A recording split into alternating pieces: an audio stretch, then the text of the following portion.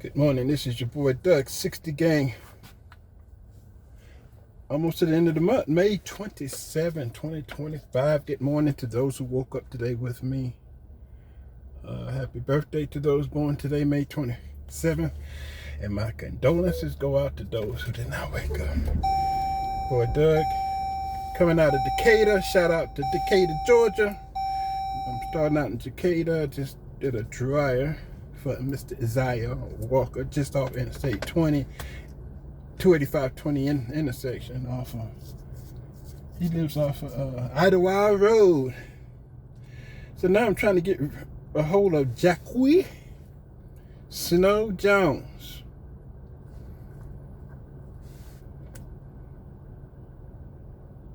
Trying to get her to answer the phone.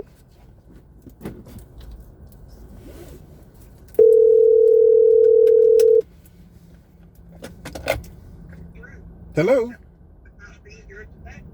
Hello? Hello? Mrs. Jones. Yes, My name's Doug. I texted you last night. I've been trying to reach you about your refrigerator. Oh, yes, sir. I'm sorry about that. I'm just calling to confirm. Yes, sir. And if possible, you're my next stop. Like, I can be there 20 minutes to 10 if that's all right with you. Oh, yes, sir. I'm here. All right. I'm just finishing up my devotion, and I'll be upstairs to let you in. I'll see you in 20 minutes. I'm sorry, All right, 9:40. Give me 9:42, somewhere in there. Oh, all right. Here I come. All right. No, I'll be there about, what time is it now? It says I should be there at 9:45. Okay, your name again? My name's Douglas Monroe, and I'm calling for service to your Samsung refrigerator. I accepted the call, and I'm calling you to let you know I'm headed your way. Should be there about 9:45. Yes, sir. I'll be here. All right. See you then. Wait. Knock that out. Somebody, y'all want to talk to 50 Gang and find out how come she didn't call her husband? Well, I always got to call her. Y'all want to do that?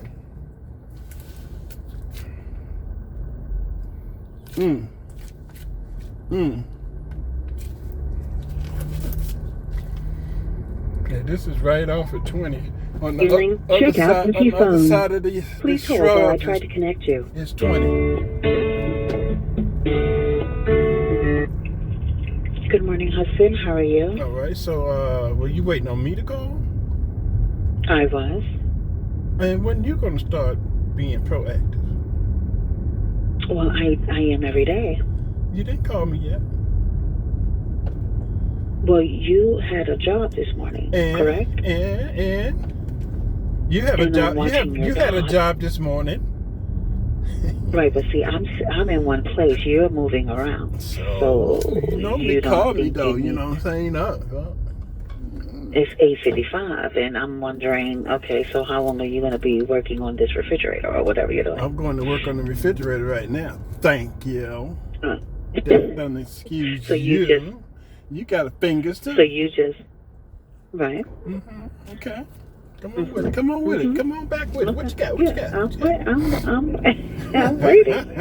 I'm still waiting. I said, how did it go? Gang ain't call. Well, this was I'm trying to hook him up. Okay, this is a dryer. Okay, I'm thinking it's a heating problem, so it turned out to be that his drum wasn't turned. So I said, most likely, my friend, you got a sock in here, and I was right. So I'm sizing him up because I'm looking at him. Your brother, he was cool. Plus, he did the little thing, like he did the cancel call situation. And so I was gonna hook him up for canceling, and that gives me the bulk, right? And then I gave him my best price. The nigga was talking about, what about they give you 200? I'm like, man, I'm asking for 215. That's $155 less than you would have paid if I would have came under other pretenses, the cancel call. If he wouldn't have canceled the call, they would have paid $155 more. And they're trying to short me for $15. I said, man, you're not going to beat my price. We over here arguing about $15. I can't believe that. Yeah, he black. Right over here, off of 20. You know how you coming from the airport and you get on the ramp to 20 from 285? and you on, you know how you in the slow traffic, right, waiting to get on the 20, and you see them houses over the fence. I don't know if you're paying attention, but when you're trying to get on the 20, there's some houses on the other side of the shrubs. That's where he live at. You can see the people living over there. You're still on 285, but it's like slow traffic merging into 20. Them houses right there. That's where he is. You probably wouldn't never paid anyway. Probably not. I told him, I said, man, when I be getting off on the exit, I be looking at your house all the time. It's the first time I ever went there.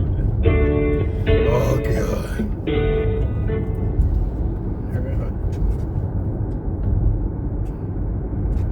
Her and her cars.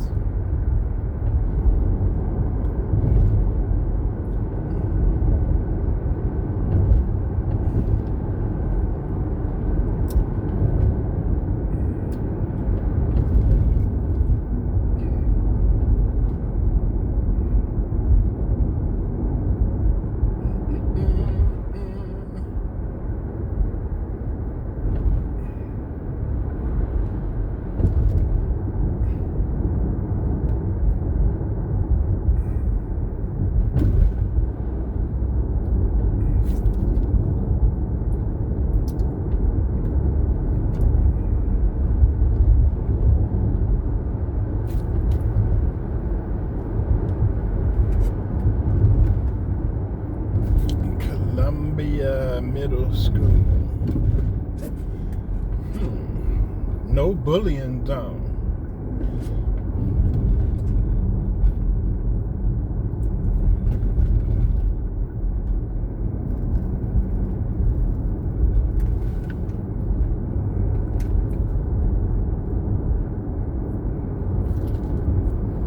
Somebody ain't trying to get to school. Look how slow you are. Late already. It's 9 o'clock. He ain't got to school yet.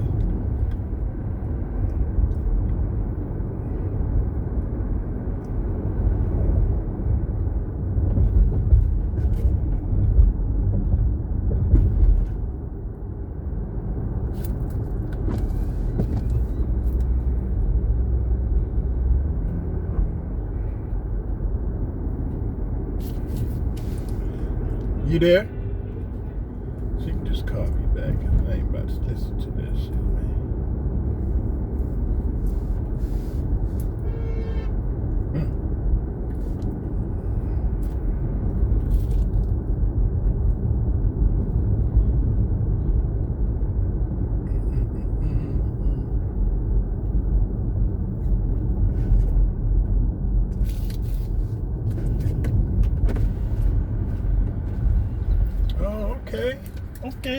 Okay. Know where I'm at. You have a message. Yeah.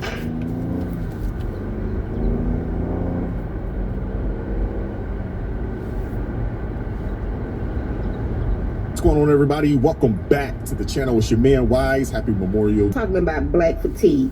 I think what we really need to talk about is Democrat fatigue. Yes, we should be tired of the Democratic Party. See, this country will never truly heal again, never be whole again as long as we have the Democratic Party. Because the Democratic Party is about division, about hate, about racism. That's their whole platform. And if they don't have that, they don't have anything. See, the Democratic Party like to tell black people and people of color that you can't make it. You can't be successful in this country. You are oppressed. This country hates you. While the ones who are telling us that are millionaires and billionaires. See, we have these leftist, feminist women who are telling you, you know, you don't need a man. You can do it by yourself. And let's be honest. Really, there are no men who want them anyway. And if they're lucky to have a man, he's a sweet, sassy man. He's more sassy than she is because those are the type of men that the Democrat Party like. They like feminine men. Men who will walk around in skirts and purses and saying there's a man bag. Men who will wear lipstick and makeup and still say they're men. See, those are the kind of men that the Democratic Party like. Men who they can emasculate. See, this is the Democratic Party. And then you you have a Democratic Party who said, you know, the Republicans are trying to take women's rights while they're fighting to have trans women, biological men in women's spaces. See, this country will never heal as long as the Democratic Party is out here. As long as the Democratic Party is constantly pushing racism, hate, division, this country will never heal, because that's what they thrive on. They thrive on separation, because they can't have a platform without it. They will never want this country to heal, because if this country heal, they won't exist. Yeah, we should be tired of Democratic fatigue. I get it. There's going to always be Democrats. There's going to always be people who support the Democratic Party. But if you truly want this country to heal, if you want some peace in this country, you want some success in this country, we can't do it with the Democratic Party, because the Democratic Party is all about hate. They're all about division. That's their whole platform. Draw a line in the sand, keep everybody divided, keep everybody mad with each other, keep everybody fussing with each other. Tell the black people and women that they can't make it, that Republicans hate them, while they're fighting to have trans women, biological men in women's spaces, while they're telling women to abort their babies, don't be wives, you know, you don't need a man, you can't make it in this country without the Democratic Party, you can't make it in this country without the government. They want you to constantly be dependent on the government, because as long as you're dependent on the government, you're dependent on them. She's absolutely right. Facts. And that's what they want. Democrats, one, they need a permanent underclass. They got to have it. They start seeing black folks, you know, starting to move up and move on. They bring in another group of people that they can, you know, keep up under their thumb, and they got the stick, throw the carrot out there and say, hey, we're the ones that's going to save you. Not God, you know, not yourself. We, us, the Democrat Party, we're going to save you. They are the party of division. They're also the party of cheap and free labor. They got to have it. And now they're not even being covert about it. They're actually being up in your face telling you, we got to have these people over here because, you know, who's going to work these lower level, you know, labor jobs? Who's going to pick the fruit, vegetables? Who's going to clean hotel rooms and clean your homes? Who's going to be, you know, your maids and things of that nature? That's who these people are. And they're not even hiding it anymore. As a black man who's been Democrat his entire life, I'm about to give you the top reasons why I became a Republican. Reason number one, Republicans do not fuck with anything that is woke. Woke started out as something that was supposed to be generally good. It was made to highlight the racial injustice that was happening in this country at the time, and just to shine a general light on it. Not to cause riots, not to start looting and doing all this crazy shit, bugging the fuck. No, just to shine a light on it so that we can, you know, make it a little bit better. But somebody on the Democratic side, and I gotta be honest, they definitely weren't black, got a hold of it and said, woke, oh my God, what is this? What is woke? And you know what they did? Took woke and they turned it into some of the most ridiculous, nonsensical I've ever seen or heard in my life. Reason number two, the Republicans have become the party of logic, reason, common sense, and rational thought. And honestly, I don't know when the hell that happened, because growing up, I always knew them as the party of racists and bigots, and that was it. That was all I was told by Democrats. They were just racists and bigots. That's it. Complete brainwashing by the Democratic Party my whole life, but now I see things for how they really are. Icing on the cake, Donald Trump almost gets assassinated, and he stands up in the middle while everyone else is freaking the fuck out. He was like, no, where's my shoes? I need my shoes. I knew then. I was like, okay, yeah, that's my president. I knew then. I was like, yep. A lot more things I can get into, but to keep it short and sweet, that's why I became a Republican. I started seeing all the flaws of the Democratic Party, and I saw that they were doing nothing to do anything about it to change. Yeah, they're not the party of solution. They're the party of criticism. They are the party of divisiveness.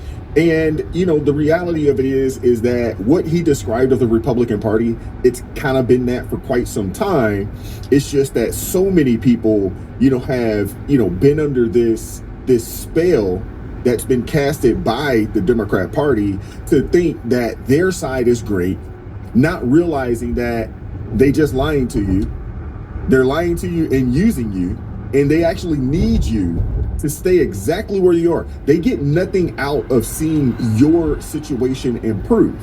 They get nothing out of it. That's why you have black people that have been voting for Democrats, you know, for the better part of 60 plus years, and you've seen very little improvement. But you've seen a whole lot, you know, of poverty. You've seen a whole lot of shenanigans that go on in these communities, but you don't see improvement. And the Democrat Party aren't in the improvement industry. That's not where they are.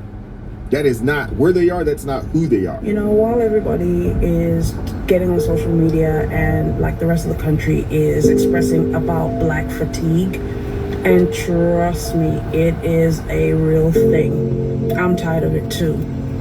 But you know what other fatigue that is not being addressed as much, and which I'm suffering from right now? I'm suffering from Democrat fatigue. Sure, my goodness.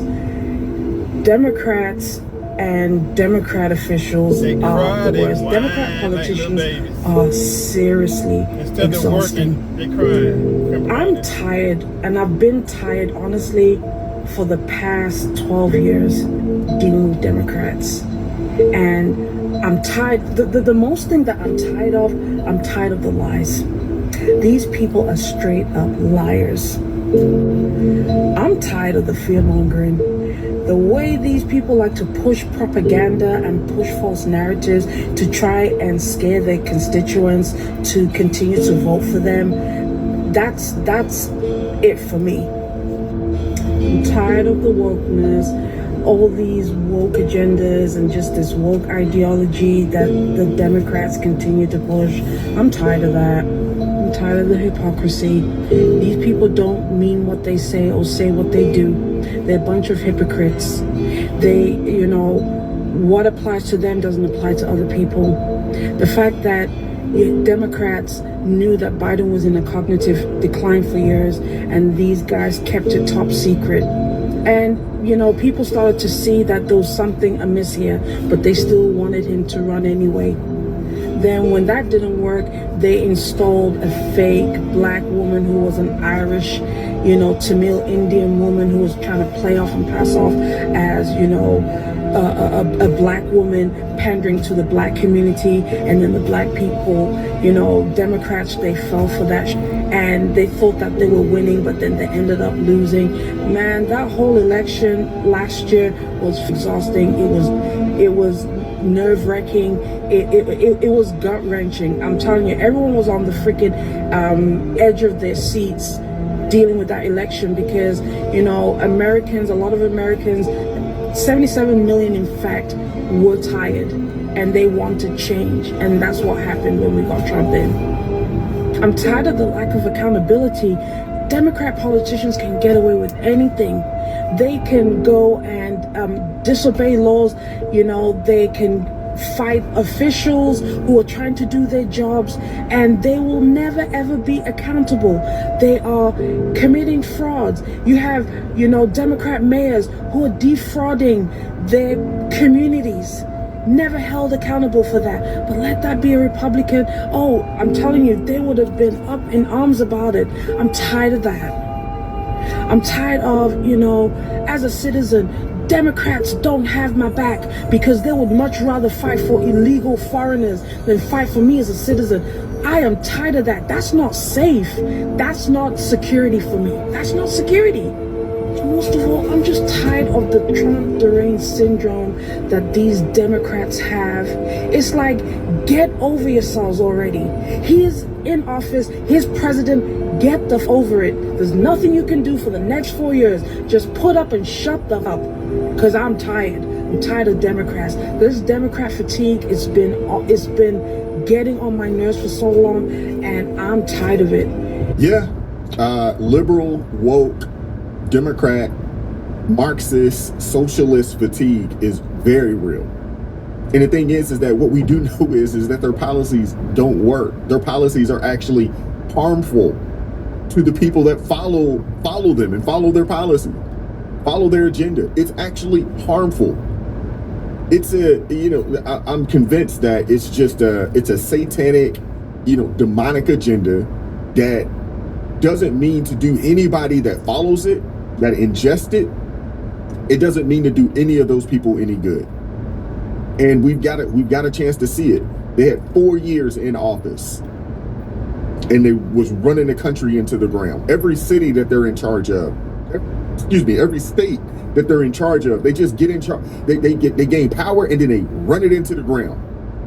You name the city that's ran by these people, and I'll show you a city that's not in a major deficit, it's on its way to a major deficit. It's crazy. They start with money and they end in these massive deficits, and then they got to raise taxes on you. These places are terrible.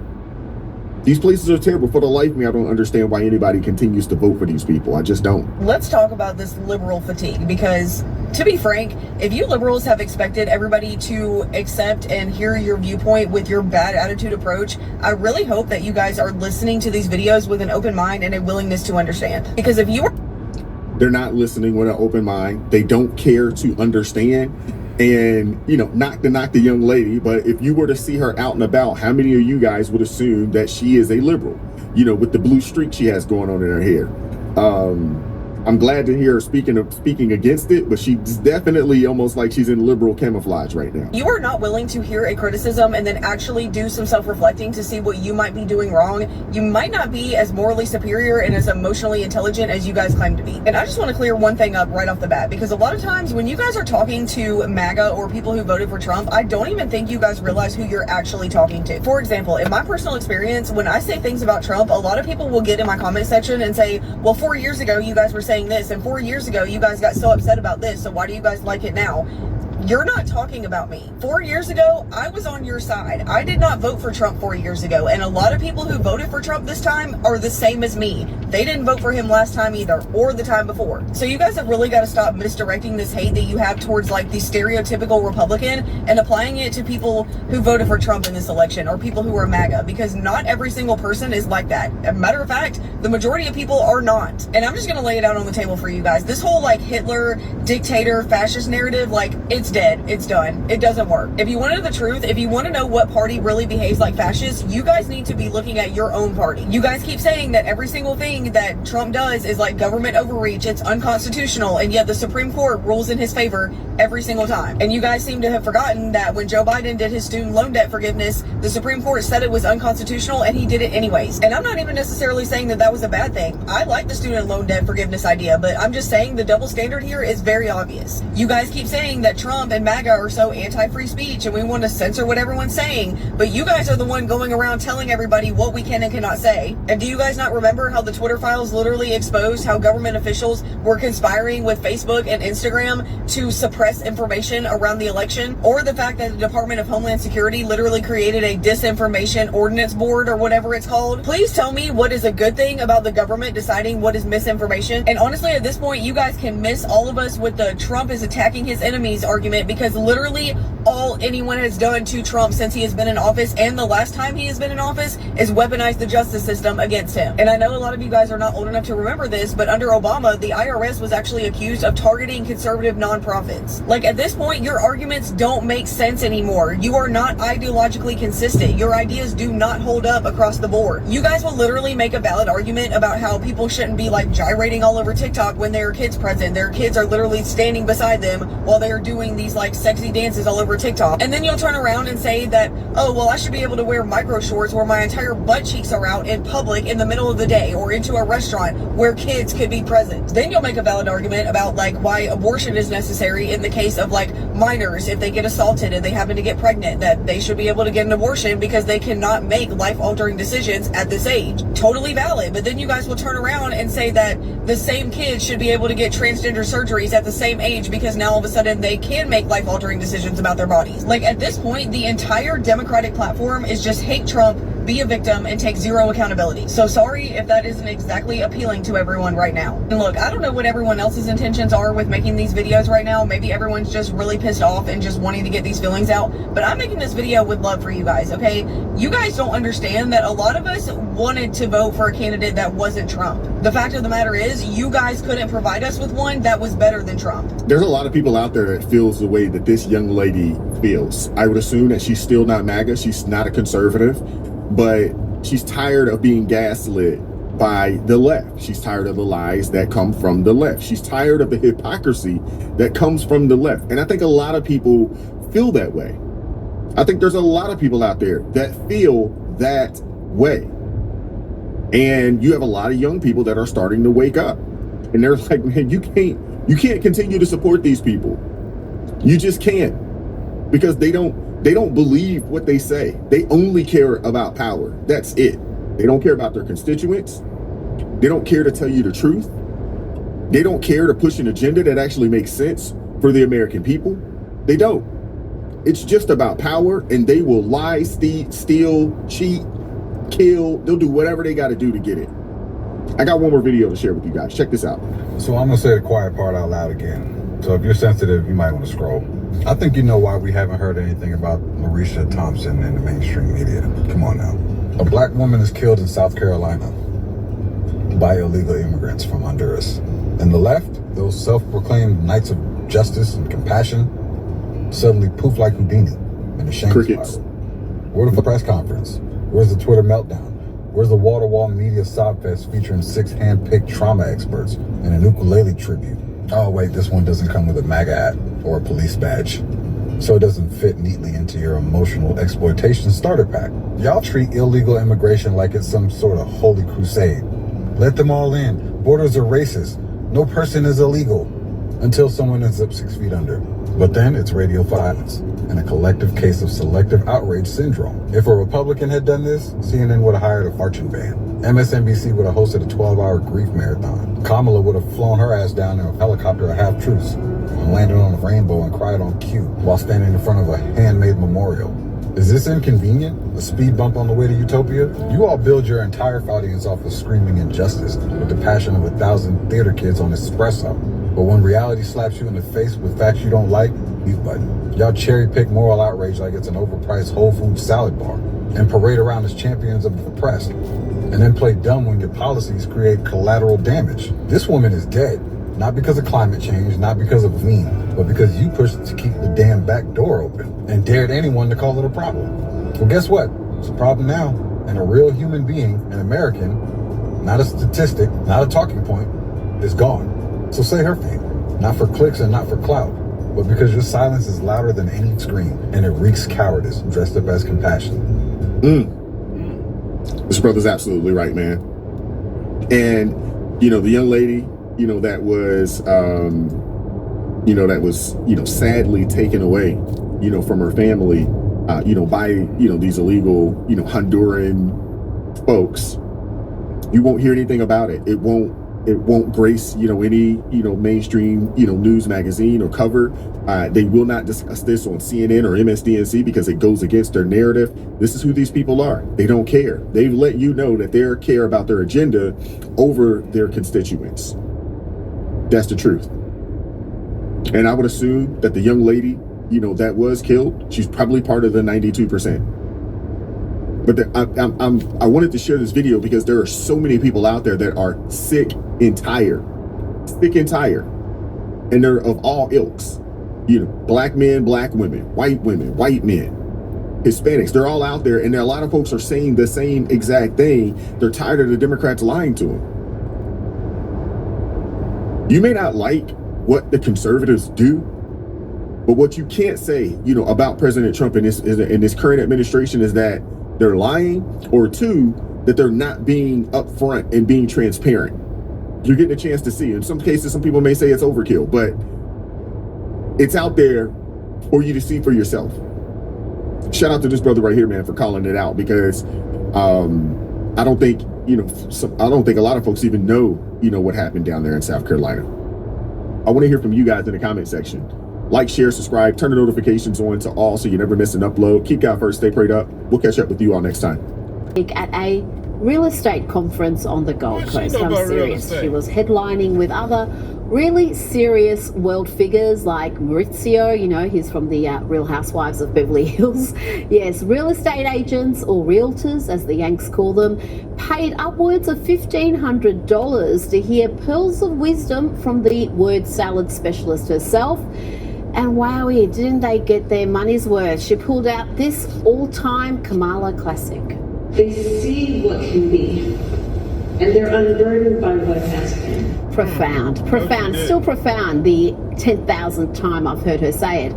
Indeed, the entire experience was reportedly a hot mess of incoherent word salads. The Daily Mail reports Kamala Harris left the audience baffled as she laughed and talked about Playboy magazine covers and launched into a confusing word salad after being asked about the importance of humility. But I want to know more about the Playboy magazine segue, please.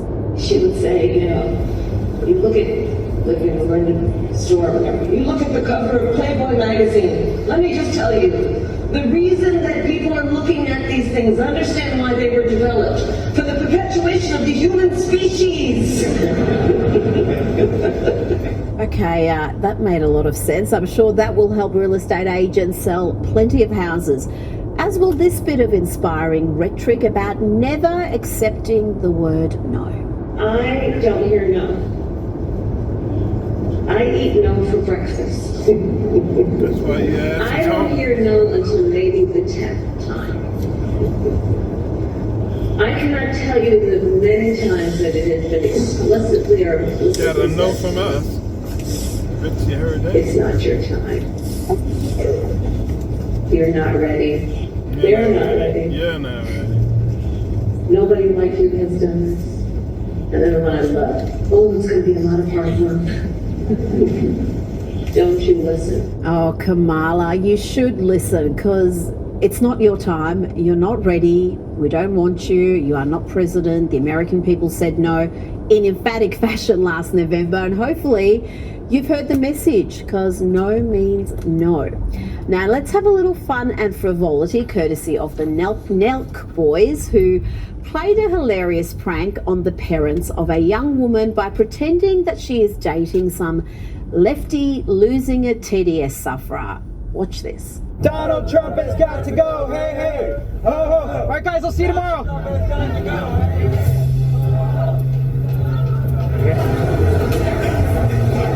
Oh, how are you guys? Hi, babe. Oh, hey. How are you? Hi, babe. How are you? Do I have consent? Yeah. Okay. How are you? How are you? Very nice to meet you. Did you notice he asked for consent before kissing her on the cheek? How long before these parents lose their patience with this Democrat boy wooing their daughter? You're gonna go? We don't have coffee here. That's just a bit upsetting. Yeah. Okay. What's your pronouns? Are you he, she, or they? Them. Them? Okay, them. Them, I will have the mushroom quesadilla, yeah. Thank you, them. Yeah. They're trying hard to keep it together, but I don't think it's going to last, because let's add a MAGA hat to proceedings and see what happens next. Excuse me, sir. Kyle, hold on. Sir. Hold on. Excuse me, sir. Sir, how does it feel to be driving a fascist mobile? It's a great car. Yeah, I can actually drive myself. I don't need a self-driving car. Kyle, listen. Are you trying to piss us off? Because I'm getting pissed off. I'm pissed off too, because there's a Make America Great Again hat. There's a Tesla here. So what? And this country is going fascist right in front of us.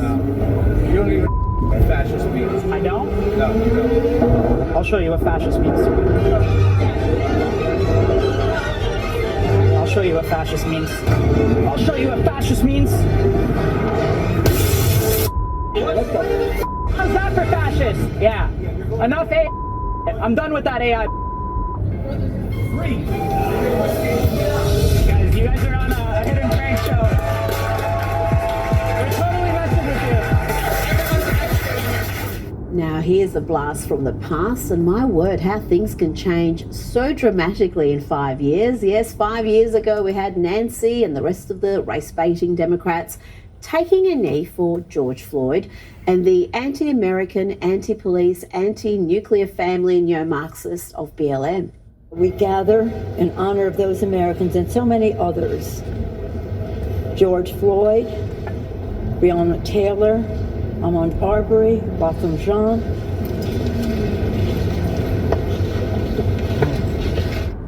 Yes, just 5 years ago, when I and just a handful of others in the media were pointing out the absurdity of all that.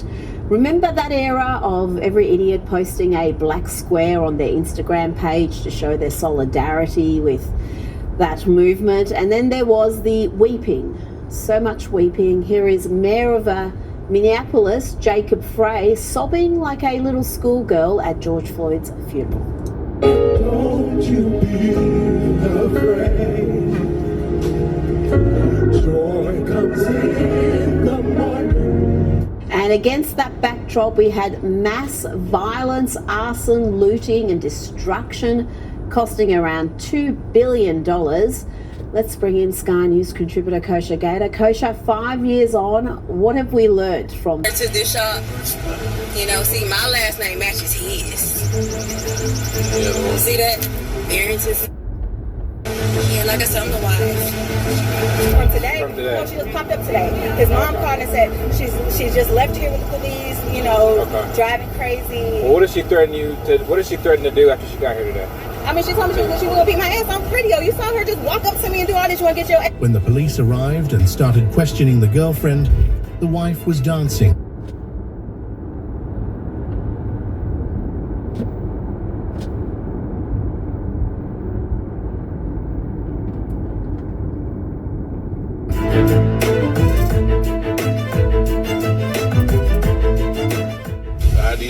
She lying. What the paperwork? You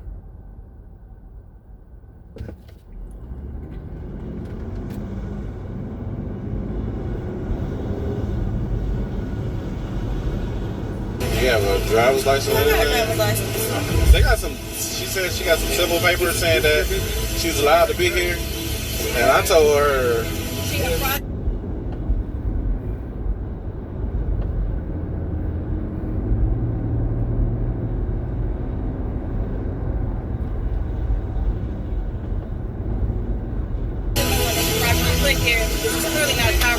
Stop talking. Yeah, the police are here about that. When Terry put that fraudulent chiropractic office here, that she had no permission to put at your property. Right. So the police are here. Would you be like, do y'all need to talk to him about her putting that here? She has no right to be here. Did she? She was the co-defendant. She's the co-defendant. My charges got dropped because what? No, because you lied. You testified against me. Want to know what happened next? Don't miss the full episode. Okay, we're about to our destination. That was 4 miles. I had to go in McDonald's. I like to use the restroom before I go in people's houses. And I damn near didn't make it out of McDonald's. The floor was so damn slippery. I thought I was on damn ice. I don't know why McDonald's mark the floor and you can't walk. They need to put vinegar in the solution. That's the problem. So the customers don't be sliding all over the place. I like that. My legs went left and right trying to stand up taking a piss because they won't use vinegar in their greasy ass soap solutions.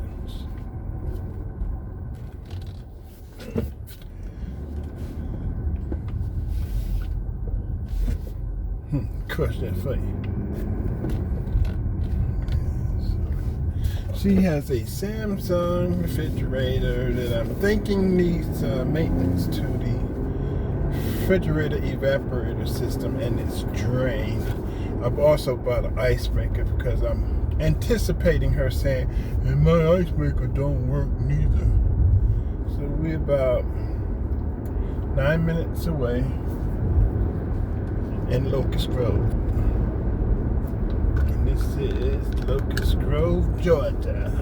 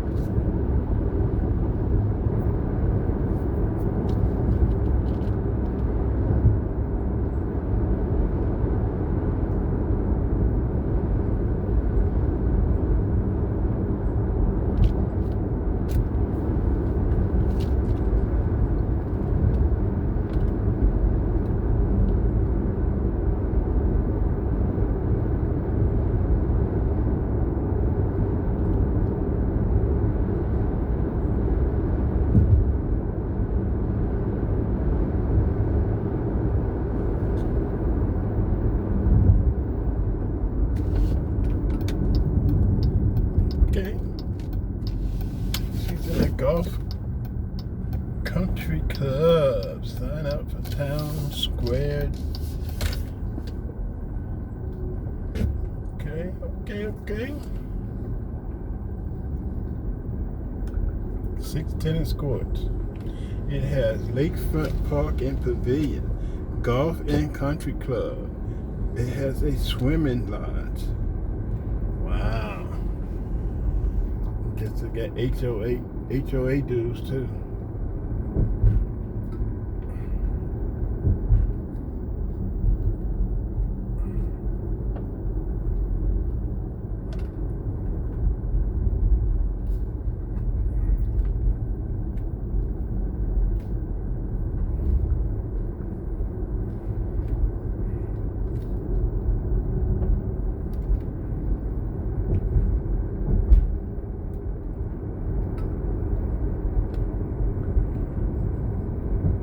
New homes at Huron Bay.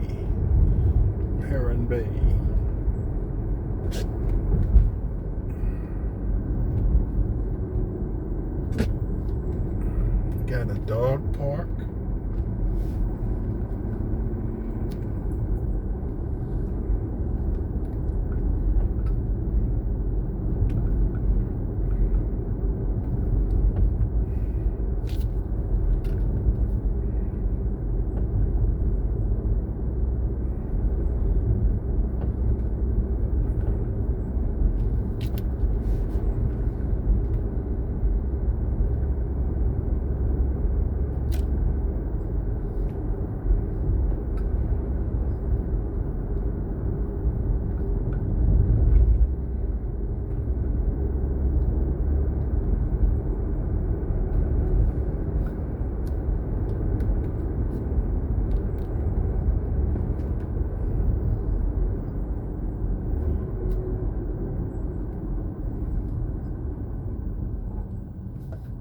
Guess that's the golf course.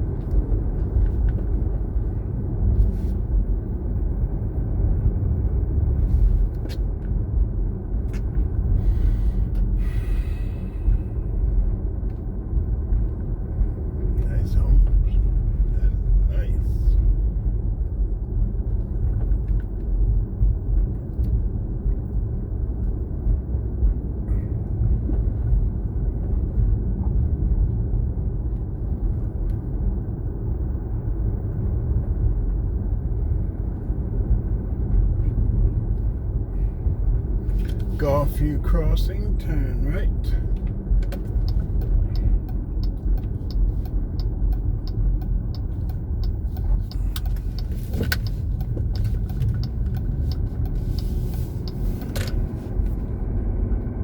Deep in the neighborhood.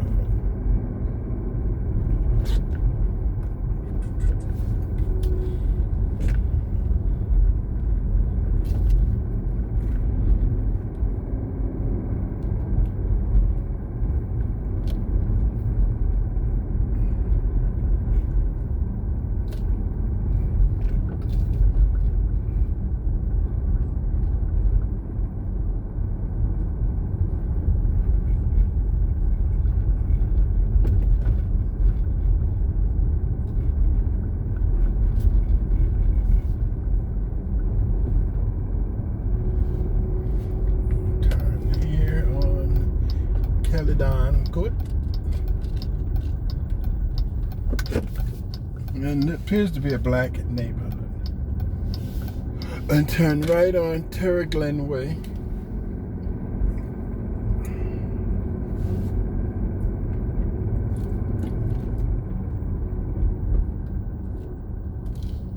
Okay, then our number is, I don't know, let me see, did something here, Terra Glen Way, on my way. Her mailbox number is 6509.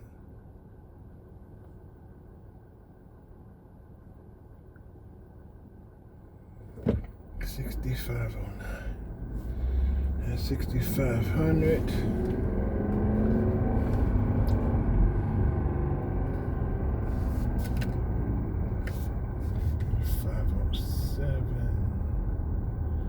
Must be 6509. This is it right here.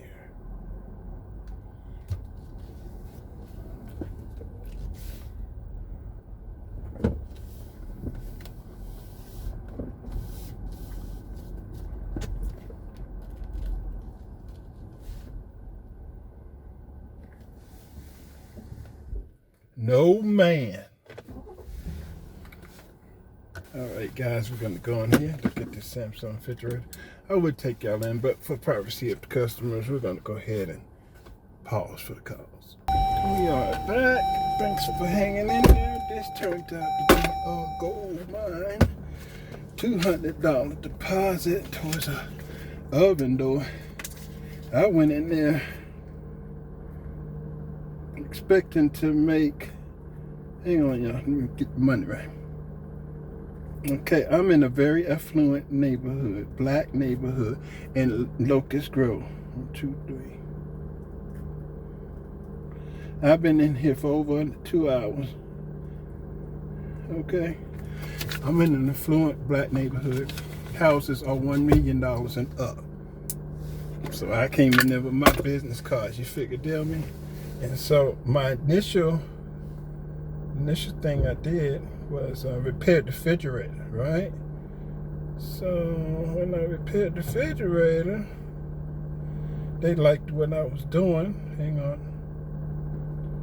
So the refrigerator was just labor, and I didn't try too hard on them. Labor, I made $140 on just labor. Okay. Then they talking about they need this done and that done. Broken oven door, so they want the oven door fixed. And then they had parts broken on the refrigerator, Samsung refrigerator. And I just said ching ching ching. So they want the oven door replaced because one of the senior members of the house, he fell on the lower oven door and broke it. Okay. Then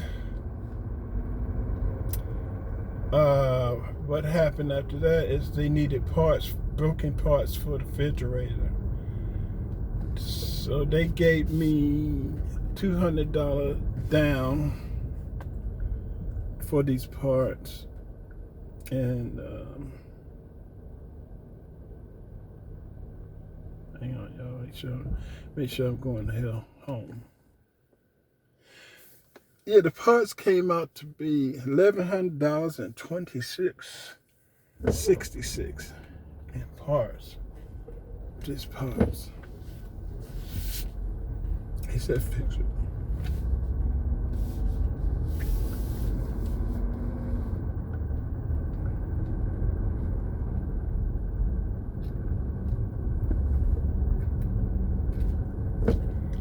So I got to come back with the parts. So I made $140 today. Then I come back and made $1,200. Sound like a good deal. Because, you know, single woman in $1 million home, She on fixed income. Her money is all based upon HOA bills, and she got bills. She got a budget, but she only has. She can't pay.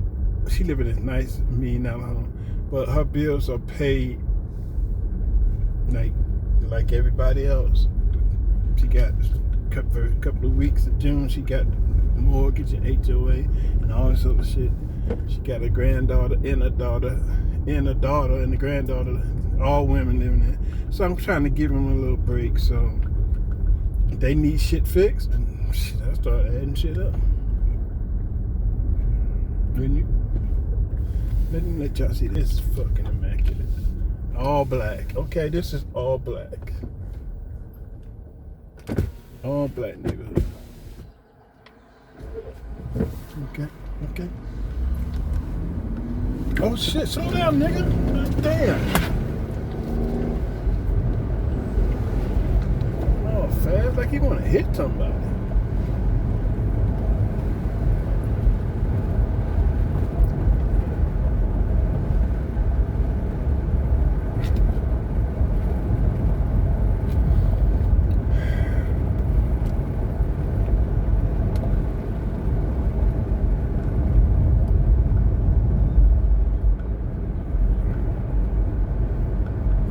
The HOA is $1,000 a year.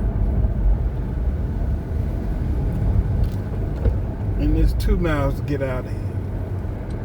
It's got subdivisions within the subdivision. All the grass is taken care of, maintenance is all taken care of.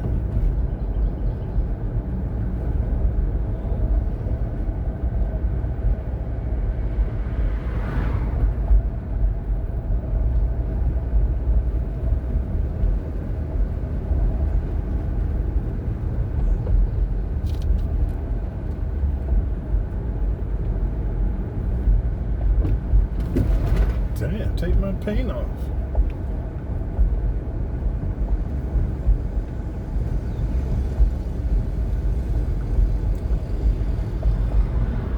Golf course to the left. Did I say they got 2 golf courses? Okay.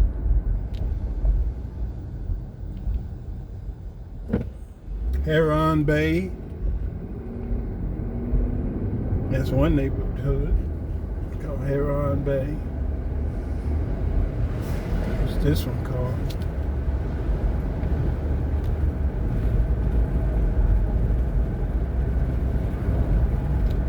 This one here is called The Springs.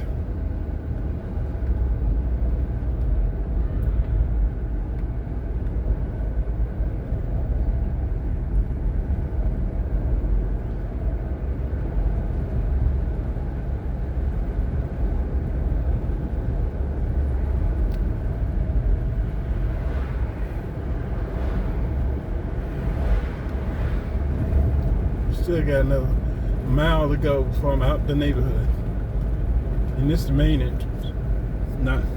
I didn't see a gate or security. What's this one called? That's the dog park. This neighborhood is called Wildwood.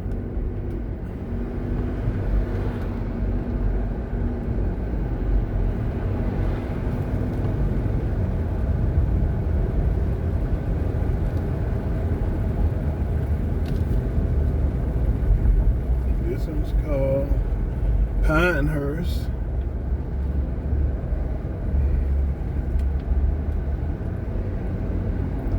Heron Bay.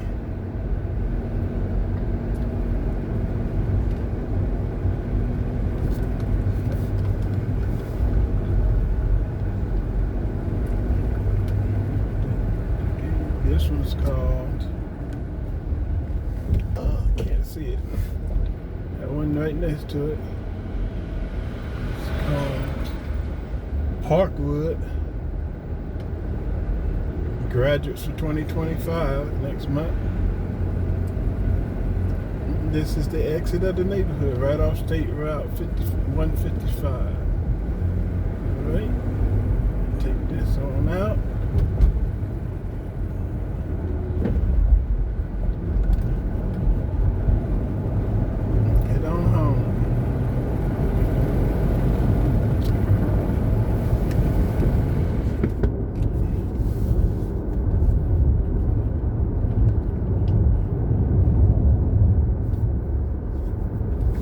This is Locust Grove filming.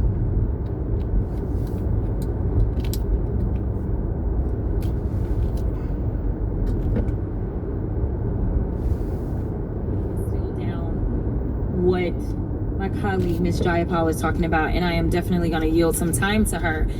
I think our concern is that because somebody says something, that doesn't make it evidence. And right now what we have is people saying, well, we have evidence. As attorneys, we know that that evidence has to be tested in court, and that is what due process really looks like. It's not just saying that somebody is MS-13. It is a matter of a judge determining whether or not that evidence would be admissible and having the ability to look at the credibility of the witness offering that evidence, such as when we're talking about Kilmer. If we look at that, it says you have a message. There's an article that says government's case against Abrego Garcia is based on PG County cop who was on the SA's do not call list because he was not a credible witness. The only person that said that he was MS-13 is a cop that ended up being, I don't think he got fired, but he definitely, oh, okay, never mind. He did get fired. So we're going to say that we're going to base our entire case, so to speak. This is why we have courts. This is why we are talking about due process, because that's what it looks like. It looks like more than somebody. Listen, I can't tell you how many lies are made up by MAGA followers about me. I done been all kinds of things, and none of it is true just because they put it out there on social media. That is the problem that we're having right now in this country, is that it seems like nobody cares about the truth anymore. And what we're trying to do is say we have a fact finding, and let me be clear. I am not saying that the criminal justice system or any other justice system has ever always been perfect. I am not trying to say that. But we do have a system, and that system is supposed to be based upon the Constitution. And right now, like literally due process comes from the Constitution. This should be the highest protections that one can have in the land. And right now it seems like y'all don't care about the Constitution unless it's the Second Amendment, and that's misinterpreted as well. Okay, there's other amendments to the Constitution, and we don't get to just change it because our fearless leader says that he doesn't like certain parts of the Constitution. We have a process, again, to get amendments, right? There are people that don't like the fact that there was an amendment so that women could vote. And guess what? We ended up with something like the SAVE Act because we don't want women to vote. Like, literally, but I'm getting off track, so I'm gonna go back because I know that Ms. Jayapal wanted some time. So I will yield my time to the gentle lady from Washington. Thank you so much, Representative Crockett. Look, I want to go back to the amendment, which says nothing in this bill can be enacted until we follow the courts and return these wrongfully deported people to the United States. And I would thank the sponsor of the bill for at least ensuring that there's a conviction in this bill. A lot of the bills around immigration that have been brought up to the floor of the House do not require a conviction. And so I appreciate that you put a conviction in. Not too late to co-sponsor. I believe that that is an important threshold that should be, and I hope that maybe you voted against all those bills. I'm going to go back and check. I don't think so, but maybe you voted against all those bills that didn't have a conviction, because we voted on a lot of them and they don't have convictions. So I appreciate that you put in a conviction here. Here's the problem.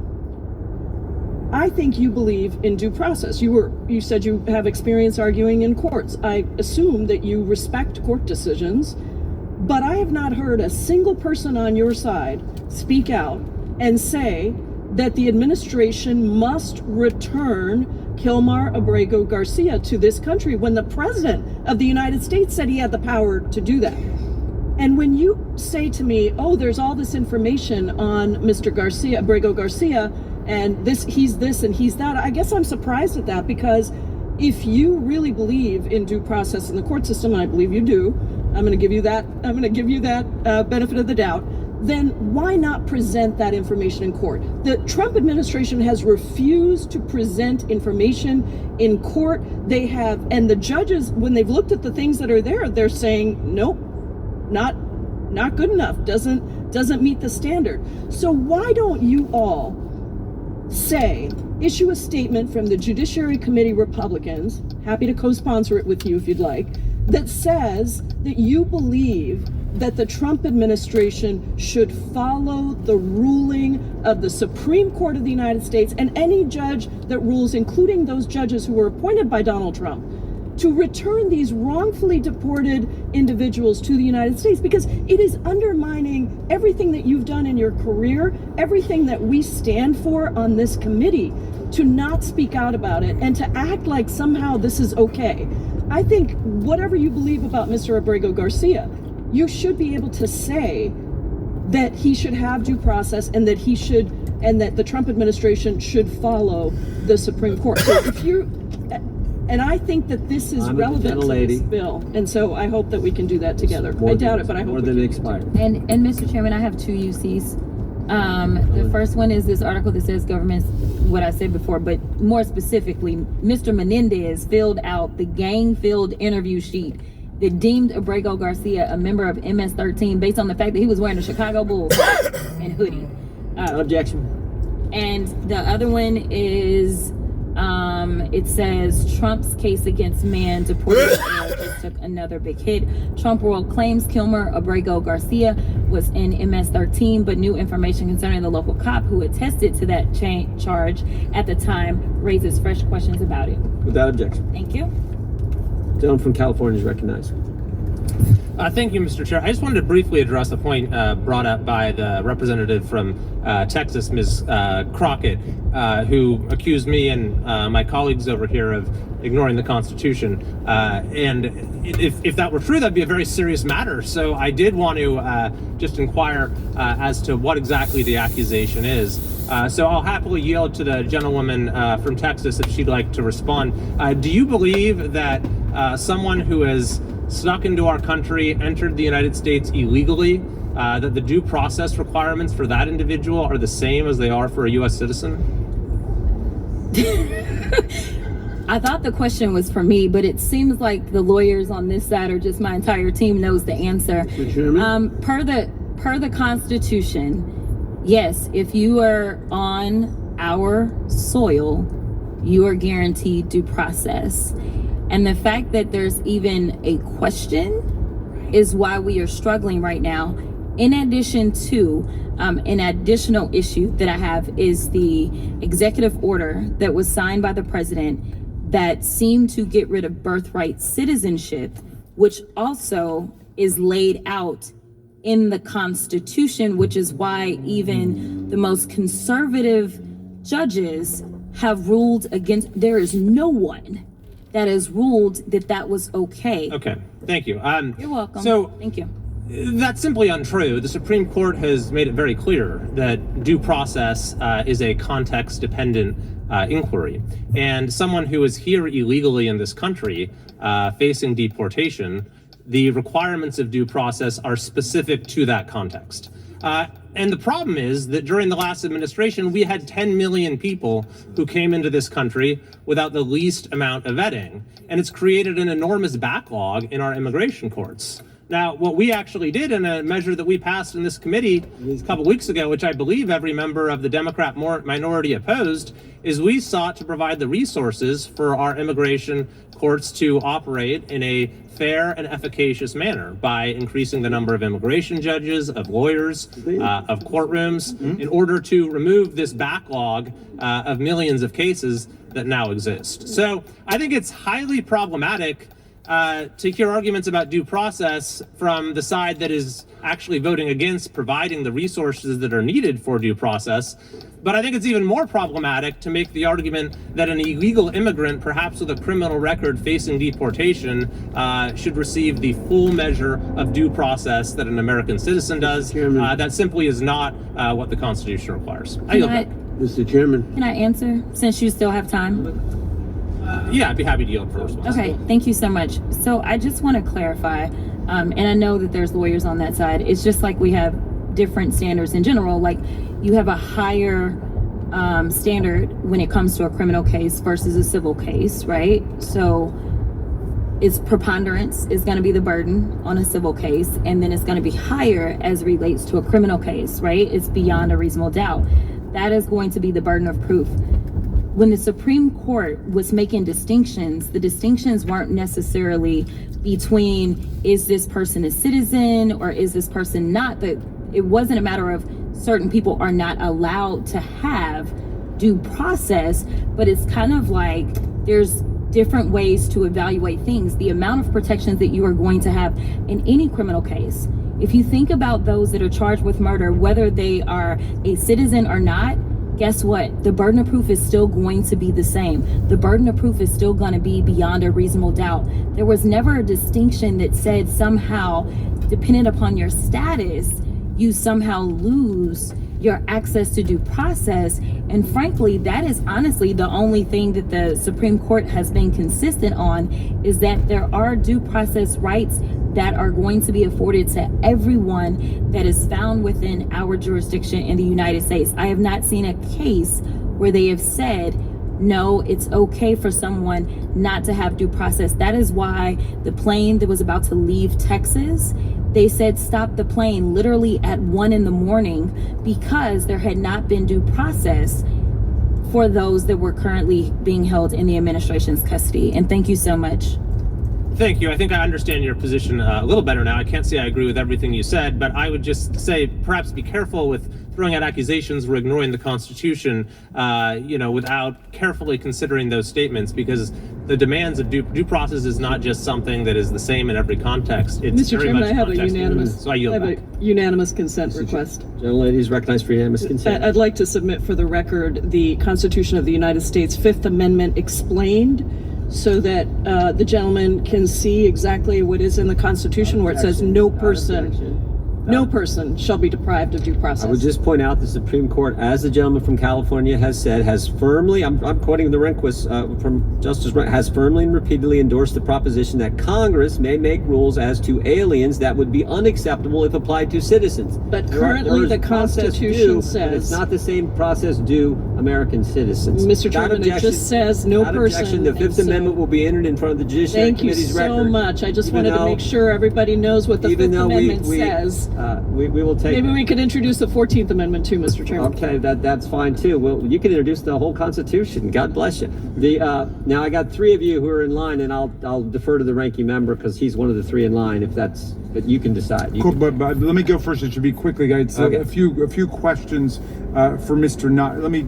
I do want to reemphasize what the gentlelady from Texas said, which is, of course, the civil standard of proof is different from the criminal standard of proof.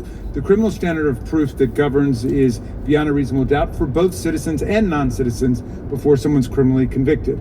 In the civil context, depending on specifically which one, it could be by preponderance of the evidence, it could be, clear and convincing evidence. There are different ways of formulating it, but the critical point for everybody to understand is that the Supreme Court has said on a 9-0 basis that there must be due process before people are removed from the country. Okay, I want to get back to Mr. Knott because the distinguished chairman of our committee advanced some questions, and of course it's always dangerous to base your image of what legislation does based on one hypothetical. So he offered a hypothetical relating to opioids and cartels. There's nothing in the language of your bill that requires proof of somebody being involved in a cartel or dealing opioids, right? Oh, no, absolutely. That's not an element. Okay. And then our distinguished colleague from California, Mr. Correa, he offered a kind of different hypothetical. Yes. And of course, the chairman's is perfectly plausible, but his is perfectly plausible too. He says you've got people, there are tens of millions of them, who are coming to America drawn by employers who are willing to pay them. And there are tens of millions of them working in the fields, working in retail, working in construction, working doing landscaping, and so on. A person now, and here's where I want you to just help us tease out the meaning of your legislation. Okay, the person I'm hypothesizing here is not an opioid dealer or a cartel member. This person has come over in the spirit of the people that our colleague from California is talking about. So comes to take a job on the farms, but he's there illegally. Now gets deported. So that's strike number one.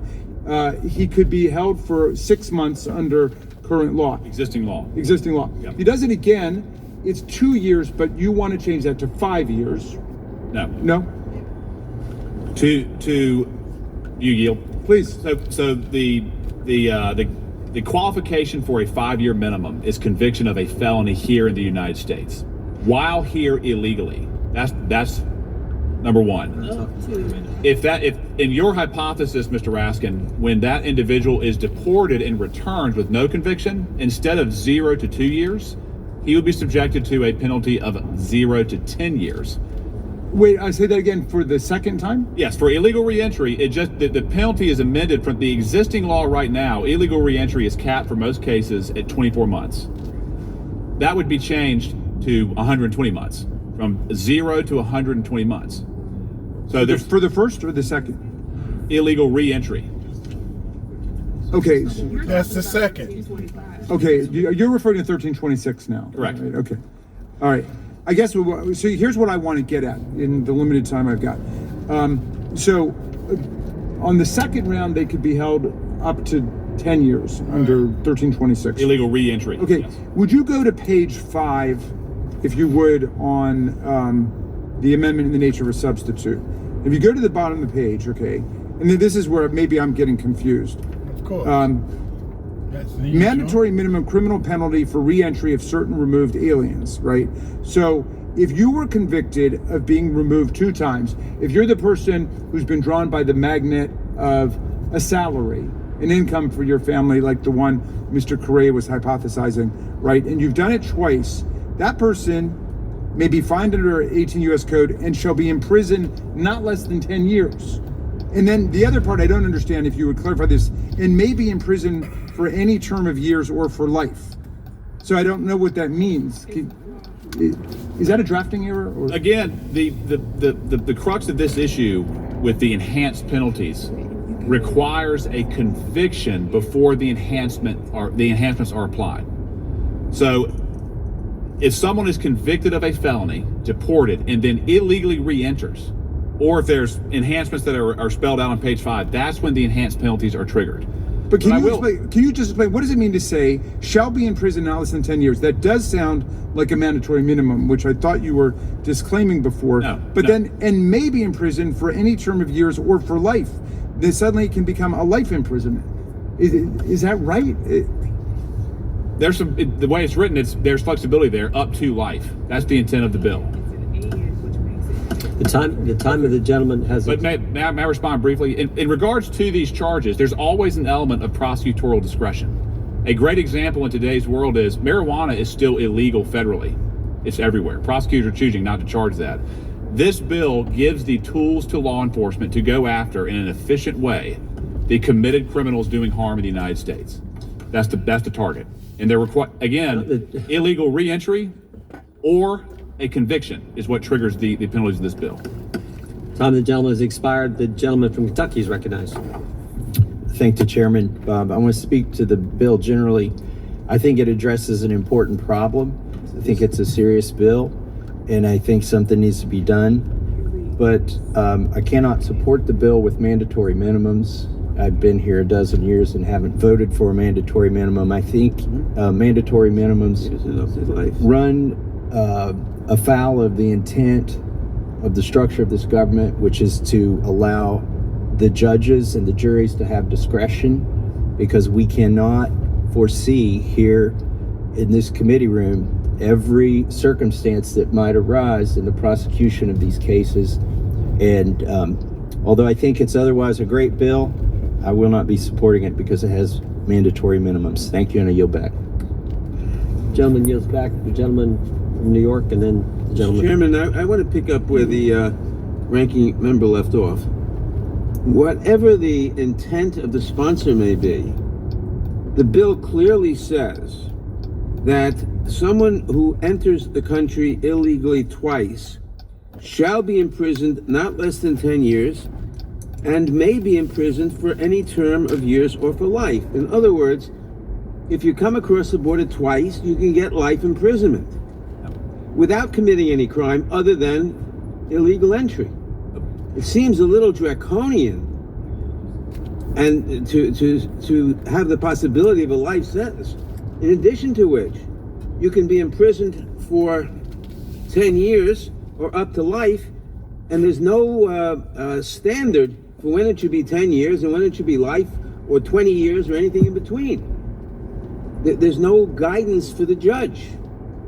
And unlike what I think the sponsor said, there is no requirement for a felony as a precondition to a life sentence. All that is required is 2 illegal entries.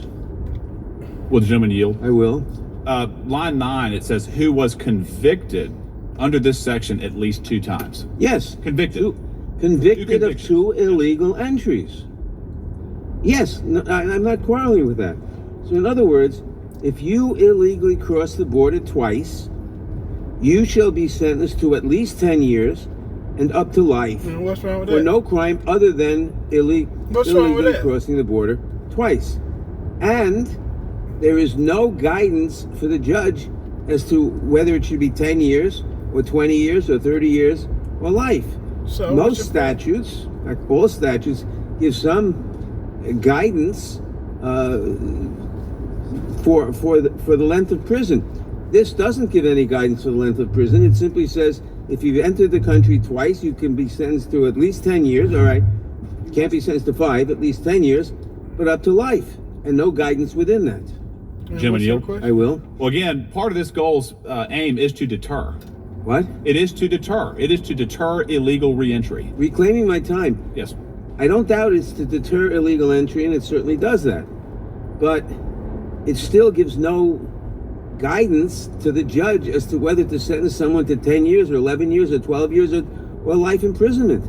And that doesn't make any sense. If you wanted to say, if you wanted to say that the first illegal entry shall be sentenced to 5 years and the second to 10, or the first to 10 and the second to 20, be a little harsh, I think, but it would make sense. But to say 10 to life with no guidance to the judge, with no standards, that makes no sense. Gentleman, yield? I'll yield to Ms. Ross. Thank you. And I'm going to want some of my own time after you do that. What I wanted to make the point, and we've talked about this. Hopefully we can snatch it up, keep it moving. You know what I'm saying? It's early in the day, so hopefully we can get a lot done today. That's what I'm banking on. But you know, in this game, ain't no telling what might happen. But we busy though, so you know, as usual, y'all stick around with me. All right, so. The car wound up was moving and it stopped up here on 17th, so I seen him by the park, so I just kind of kept going because I didn't want to notice my truck, and I just came around. It was going to come down this back alley. Looked like he went to like a little deli or something.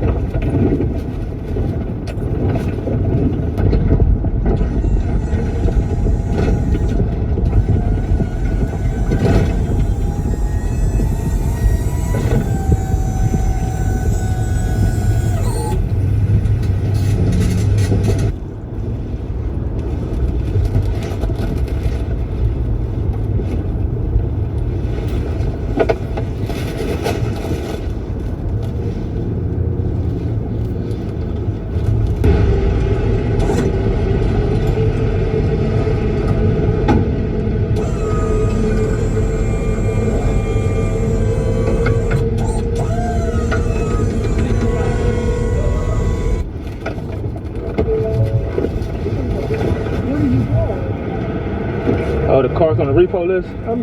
I understand, but right now I just don't have no money. My wife's sick, so I lost my job 2 weeks ago, so I'm waiting on my unemployment to come. Can you just give me at least 2 more weeks? You know, I'd appreciate it. I mean, I know you're doing your job, but you know, I'm just having it hard right now. I can't do no better. If I could, I would. I've never been in a situation like this before. Could you please just help me out for 2 more weeks? That's all I'm asking. No, I understand, man. Life, most definitely, man. I mean, 2 weeks won't hurt, make or break anything, will it? No, most definitely not, but I know for sure, it's Christmas time. Talk to Christmas cheer. No, you absolutely right, bro. You absolutely right, man. Do you have any kids and a wife? Most definitely, I got two kids and a wife.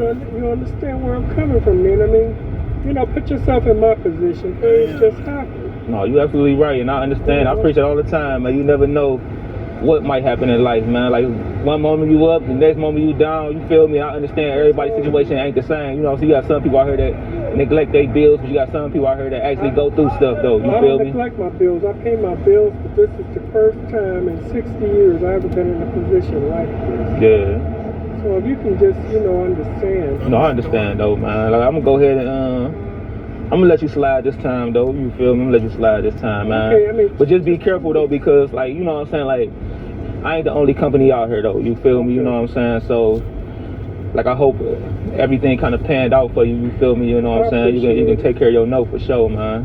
All right, I really What's your name? Mike. My name is Evan, Mike. Appreciate it. No, for sure, man. Thanks, man. No, you're welcome, man.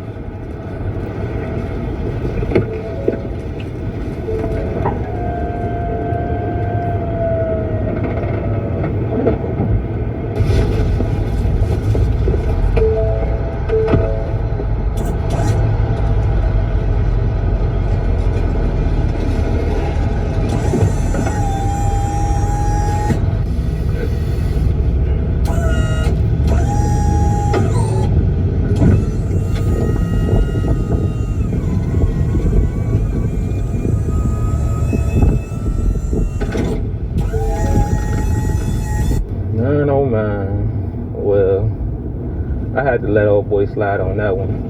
He could have been lying. Because I understand, like I always say, life is life. Sometimes some situations be out of your control. You feel me? And I really hate to see older people go through stuff like that, because it ain't like you young, you got your health and your strength, and you lose a job, and you can just go right back out and bounce back and find another job or hustle on the side, or whatever you got to do. You feel me? It's different from older people, though. You know what I'm saying? And I ain't want to put him in a worse of a situation than what he was already in. Hopefully he everything work out for him and he can get that taken care of. You feel me? Because the next company might not be so passionate. You feel me?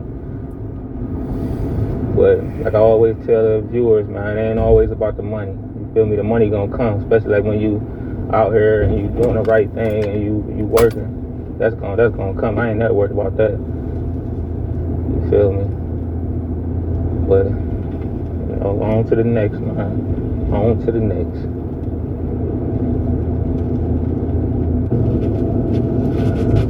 Alright, y'all, so after a long day of kind of just moving around and not really having no luck, this guy, this one dealership I be dealing with, he just called me over and said he needs this one vehicle back ASAP. And what I like about his system is he got GPS trackers on all his cars, and also he can disable the cars. So once the people stop moving and cut their car off, he can disable it and they can't start it back up. So the vehicle right now is just kind of moving around, so I'm following it to the location that it's in, and once he stops somewhere, I'm gonna just call my dude and be like, look, shut it down right there. You feel me? And I'm gonna just try to swoop in, grab it, and just keep it pushing, man. So we're about to see how this play out. So as usual, man, y'all know, y'all stick around. All right, bro, you can go ahead and shut it down. I'm like 30 seconds away from where he at right now. Like he stopped at a gas station. Yeah.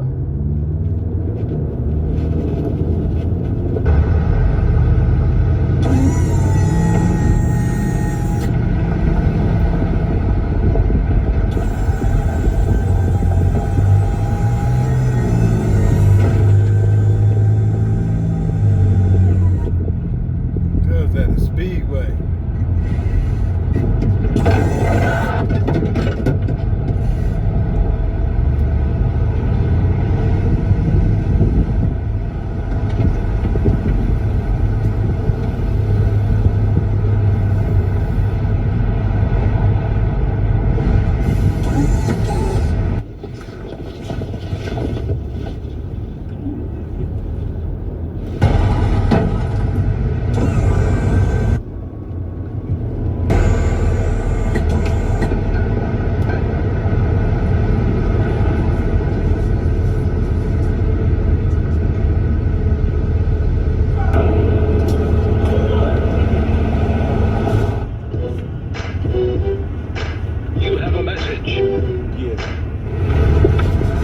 Bro.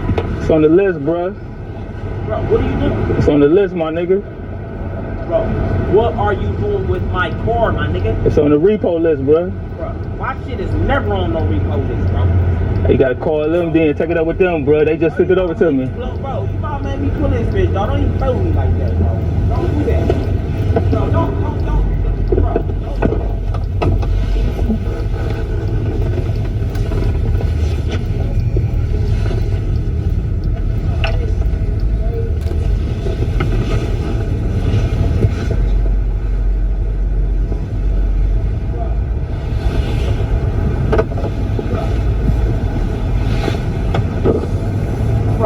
Bro, stop playing with me, bro. For real. You gotta just take it up with them, bro. Bro, don't, bro. Me in South Euclid, nigga. Stop playing with me.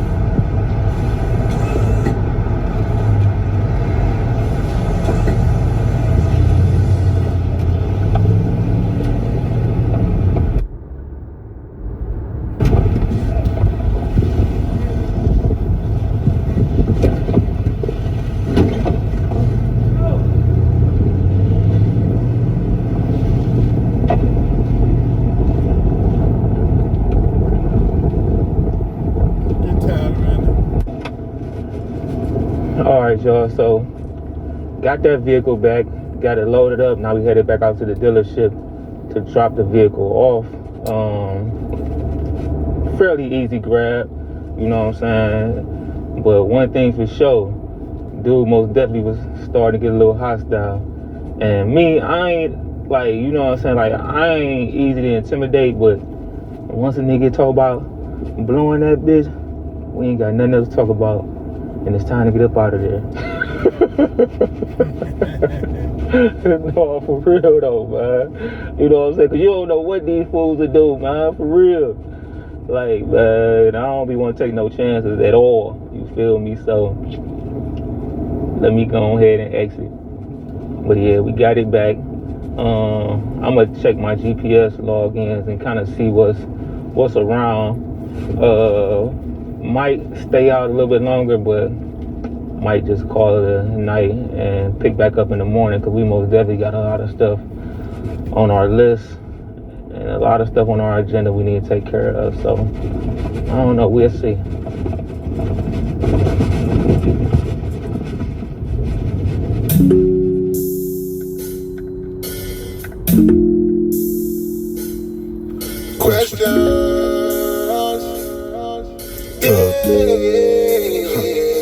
Can I ask what we hate each other for? See, I'm just asking, you got that passion to see your sister go. I wanna see that woman stand, you leave her on the floor. Let's try to gain some understanding before you go to war.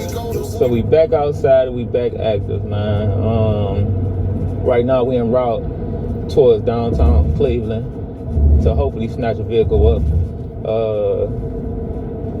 The GPS say the vehicle's still down here, so hopefully we can get down there and knock that out and carry on with our day. But that's what we en route to do right now, though. So yeah, man, y'all know what's going on.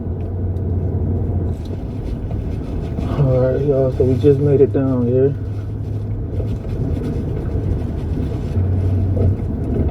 It is right here, but must be in the back of this building right here.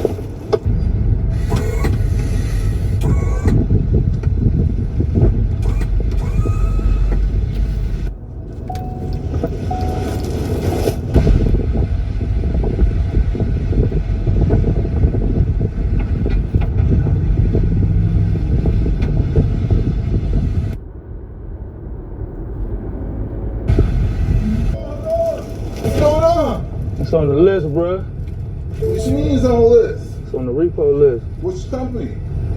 Whatever company you finance with. Oh no, that can't be right, man. Let me get somebody call real quick. What company you with? I'm with Evan Torn. That's my company, but you know what I'm saying? The finance company, Ben sent the information over though, like probably about, they say the car almost like two months behind. No, that can't be right, man. Pull up real quick. Post up for a second. Make a quick call real quick. You gotta get something out of here? I was just loading them up for the rest of them. So yeah, I had the trunk open too. Come on, boss. Come on. I'm saying you could call them, bro, like, or you feel me? I was just doing a quick load up.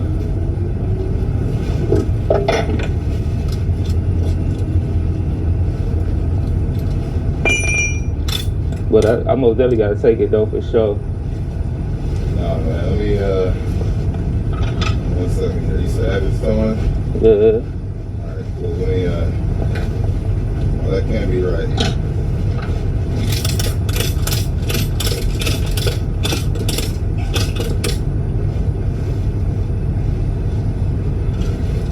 This is why I make my bread and butter with. You can't take it from me at the holidays. I know, bruh.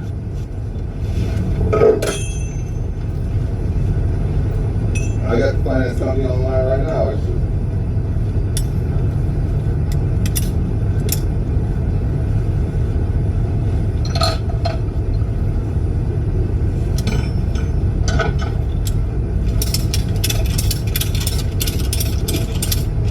Nah, man, let me break you off real quick while I'm waiting for him. Shit, Let me break you off something real quick, and then I'll get it all figured out. The thing is, bro, like, it's different with like finance companies and just towing like illegally parked cars. Like with the finance company, like I can't just directly take like money from you though. You know what I'm saying? Okay. Unless you come down to my my facility. You know what I'm saying? Like once you come down to my lot, you can actually handle all the business there. You know what I'm saying? But like, I can't just take the money from you. Like you feel me? Like and just let the car. You know what I'm saying? That's how it works. Bro. Okay, cool.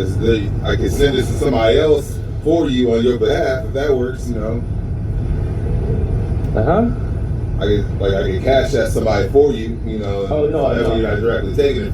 Oh no, I most definitely couldn't do it like that, bro. Most definitely, man. You know what I'm saying? Like I said, you most definitely would have to come down to my shop ain't too far from here though. You know what I'm saying? My location only probably about 10 minutes from here actually. You feel me? So you can come down there, you know what I'm saying? Like once you talk to them and figure out what all you owe or whatever, you can come down there, handle everything out of my lot, you feel me? Before the car get transported to the other spot. All right, man. I can't let you take this. I'm about to lay down in front of you. You gotta do something. You gotta do something to, you know, we gonna be here all day then. I gotta go, bro. Yeah, I'm coming with you then. Damn, bro. You got me the rock and the hard place, my nigga.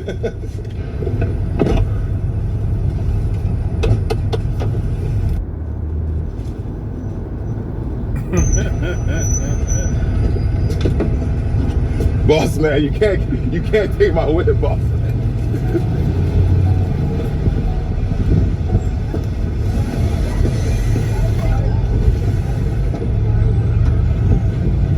Break it off, son.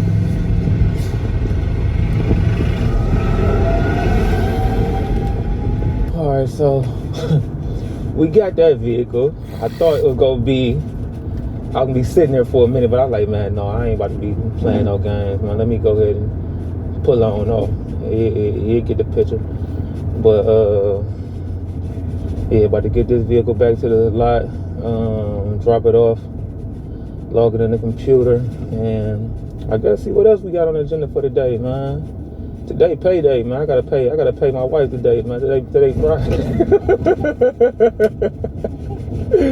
Today is Friday. Today payday, man. So, you know, after I get her check, I might not have no cameraman for the rest of the day.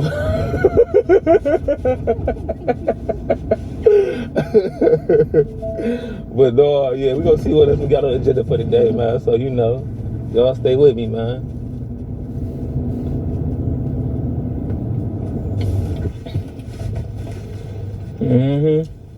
I told y'all I was gonna lose a cameraman, didn't I?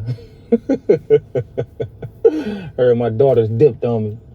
It's cool though, but no, I'm back out in traffic. My one of my spotters had hit me up, said he had got a hit on the vehicle, and he had followed the people, and they had wound up pulling up at a residence and parking. So hopefully I can shoot over there and snatch this up. He down the street just keeping an eye on the vehicle, because this particular vehicle ain't got no GPS system on it. So he had got a hit on the plate, and then he read the VIN numbers, and that was it. So he wound up following them to the next spot. They end up parking there. So hopefully I can get over there before they hop back in the whip and bounce. I can just snatch it up and just keep it pushing. So that's what I'm about to do right now, man. So y'all stay with me. Yeah, he said they still over here, so just made it. Man, it get dark so fast, man.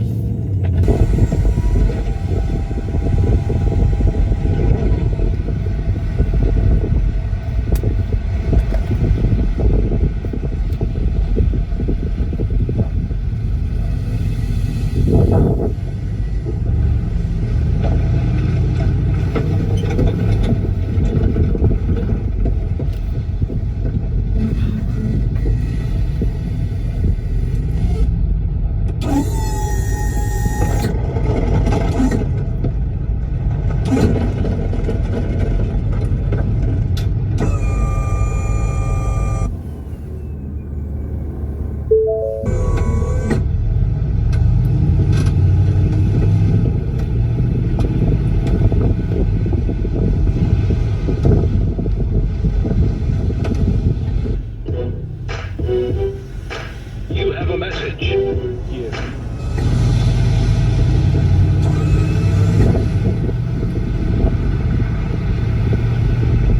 All right, well, I just got that car dropped off.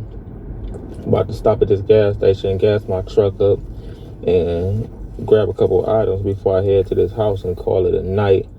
Was for anybody that was wondering where the organized crime was, for anybody that was wondering where everything is, baby, it was today on Capra Clark's testimony. This has to be the most devastating day of testimony known to man. Y'all, I am not joking. Let's get into this. When I say Capricorn Clark ended Diddy, she ended Diddy. I don't know how Diddy is going to recover from this. I don't know how the prosecution is going to recover. When we left, we're out on break. The prosecution did a cross-examination, right? However, the cross-examination was not working at all. Y'all, it was an absolute complete mess. Hold on real quick, y'all. All right, guys. All right, I'm back. When I say it was an absolute mess, for Diddy, it's an absolute mess. You want to see the Rico, Capricorn came with it. You want to see what's going on? Capricorn ended Diddy. It was on a cross-examination when we left. Mark Agnifilo wasn't saying ish about, like, well, you said he was a good person. Maybe enough about the good person. I'm sure somebody says the devil's a good person. It's time for, listen, let's get into these details, because I only got like a half hour. And when I say, look at these notes, right? Look at these notes. Look at these notes. When I say that Capricorn Clark did what needed to be done, now, where do we start? All right, I'm gonna try to see if I can get Capricorn Clark on the channel after this trial is over, because baby, when she told her story, everybody was listening, and the story to tell was absolutely amazing. Diddy, your career's ride is here. Diddy, that ambulance is picking up Diddy's last hope of ever walking away as a free man. Baby, we are only on week 3, and Diddy has been ended. Week 3, day 1, so this is day 10, and his whole defense is up in smoke. Y'all, let's get into this. Let's get into this, all right? Now, coming in, right? Diddy had on a black sweater. He had his hair, I don't know, I guess he got the prison barber to shape him up. It didn't look like the prison barber was his friend. It looked like he was doing like a high top kid and play with a low one. I did notice that underneath his white hair, it was black, which led me to believe, were you actually It led me to believe, like, is the gray hair real? You know what I'm saying? Tamara Yoder, thank you so much for the super chat. Okay, now they did have a jury expert that was reading a jury on Diddy's side watching. I think her name is Miss Morelli. We're gonna get into that. That was Diddy. That's her, Holly, his PR person. She is very good at what she does, but Holly can't fix a dumpster driver. That's her in the green dress going in. Holly cannot fix a dumpster driver. She is good at what she does, but Diddy, you gotta give Holly some type of fabric, all right? Brian Steele was drinking from a pink water bottle. Lol. I feel like he grabbed his wife or his daughter's water bottle in the midi. Diddy was such a, I made a note that Diddy pulled Tinny Garagos' chair out for her, and I put lol, such a gentleman. When he's not throwing baby oil at people or drop kicking someone, he's pulling chairs out like a southern gentleman, lol. Okay, right? Now, a couple of questions. We're going to talk about who Mia is and who Jane Doe is. I don't think it's KK because whatever, but there's more. Hold on, y'all. All right. They do a little offside about DNA testing because there's a witness saying that there was partial female DNA found on Kid Cudi's car and the Molotov cocktail. We gotta talk about that all later because who cares about that? Let's get into the real mess. Capricorn Clark stepped in. She sashayed into that courtroom. She had a high-waisted, long, to her feet, pinstripe pencil skirt. I said, oh, look at you. She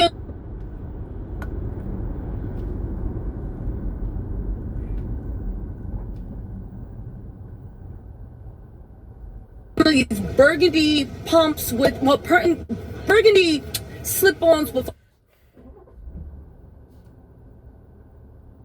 like these rhinestone detail.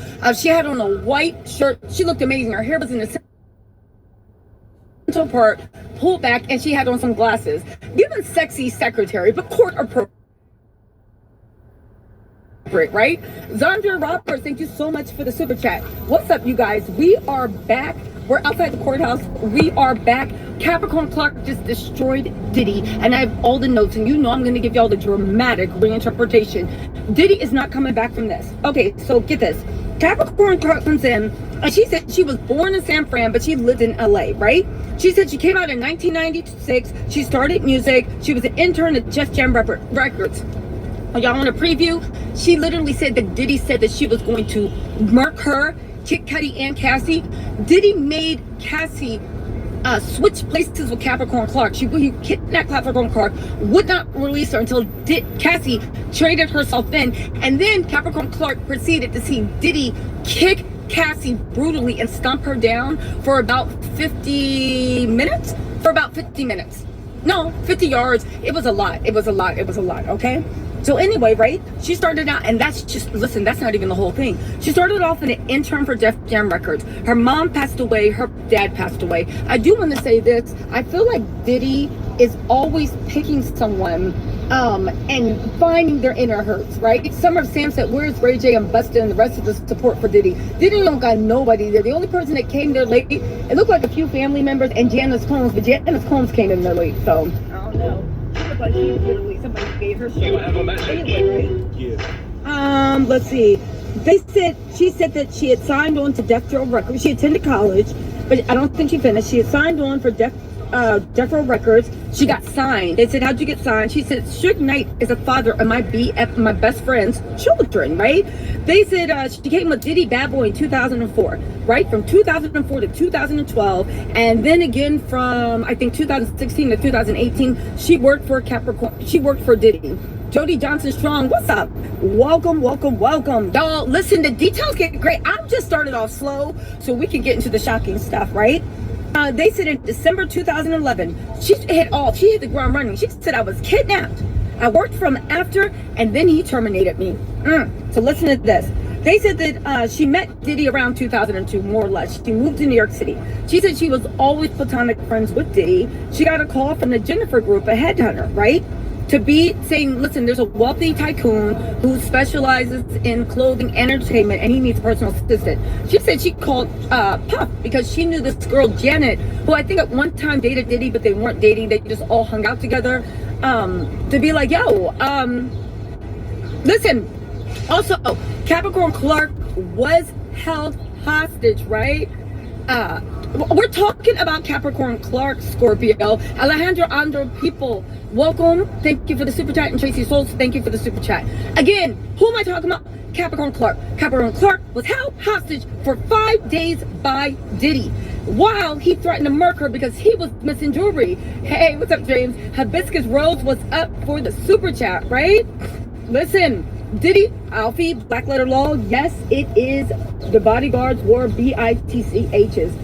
You guys, I'm trying to get the story out, but when I say it is so tragic, it is so long, but I got 20 minutes to get the story out, so I'm going to try to get it out as soon as about this. The whole world is blowing up my phone. Zandra Roberts says, do you think Mia is Allie Carter? Mia used to be one of Diddy's assistants. I don't think Allie Carter ever worked for Diddy. But hey, you never know. I don't know Allie Carter's whole backstory. Anyway, you guys, let's get back into this. Also, Jody Johnson, yes, sorry, thank you for the super chat. Okay.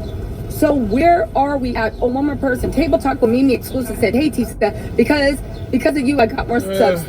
People that he probably did this to that couldn't get their word out, could not get the information out.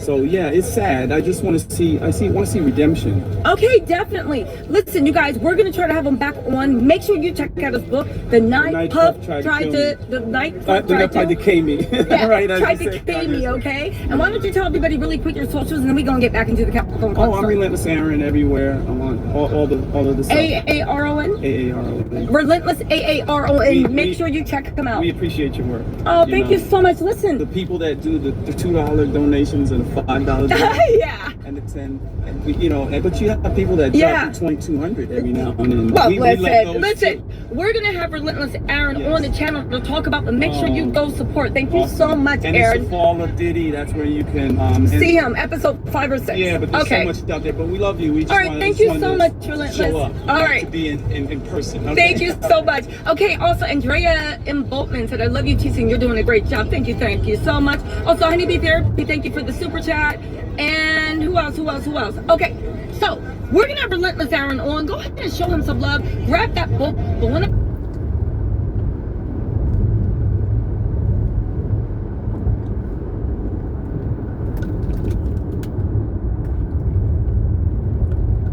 Relentless Aaron on, go ahead and show him and scared, probably crying, that the guy giving a test was like, yo, you need to calm down.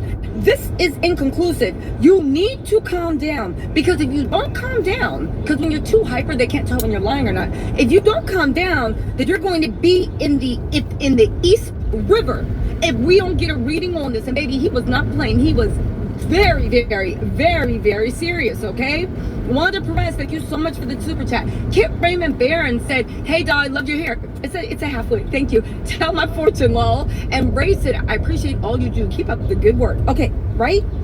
These half-weeks be saving my life when I got 20 minutes to get out. Heat damage, where? Anyway, right? He told her, you need to calm down or you're going to end up in the East River. They said, how long were you there? She said, I was there for the full work day. Paul would drop in intermediately here and there, but for the most part, I was alone with that man. Paul told me, that's the head of Diddy Security, that I couldn't leave.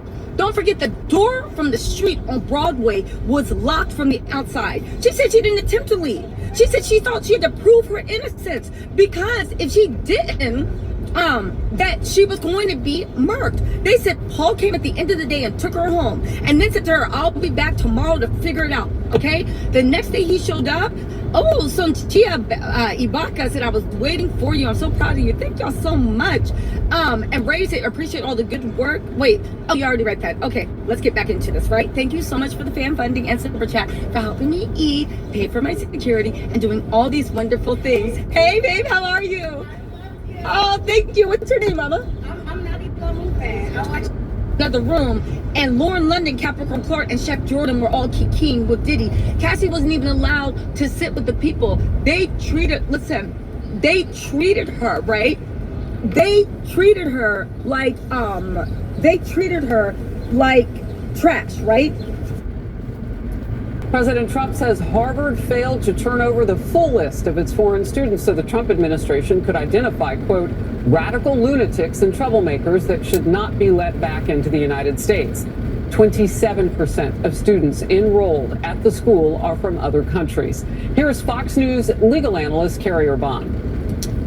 And this is the point that we're just seeing generally play out and go to courts when it shouldn't necessarily, is the wide discretion that the executive branch has in allowing non-citizens to be in this country. This is going to be a particularly interesting legal battle, and I think it may, as with almost everything else these days, end up at the Supreme Court. The Trump administration now wants federal agencies to terminate any remaining contracts with Harvard, totaling about $100 million. And that's just the latest action to cut all of Harvard's federal money. So far, President Trump has canceled or frozen nearly $3 billion in funds. Molly Line is in Cambridge, Massachusetts with the latest. Molly. Good morning, Harris. Today's letter from the General Services Administration urges other federal agencies to cut the money that they send to Harvard or to transition it to other vendors. This is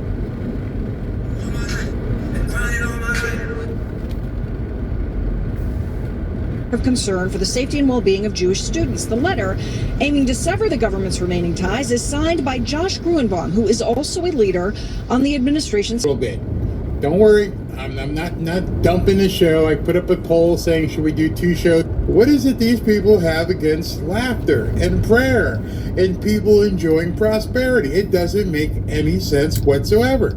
And it's very hard for me. Let me qualify that, because being in South Florida, you've heard the term many a times, I live where you vacation. That used to be a trend back on Facebook. I live where you vacation. Everybody that comes down here, literally everybody that comes down here is coming here for one reason: to have fun. And so I feel like I'm in a weird situation, because everywhere I go, people are having fun. That's why they come here. That's why most of them move here. Wow, you guys are actually living free? Yeah. And you're enjoying life? Yeah. Wow, that's amazing. Think about that, wherever you live.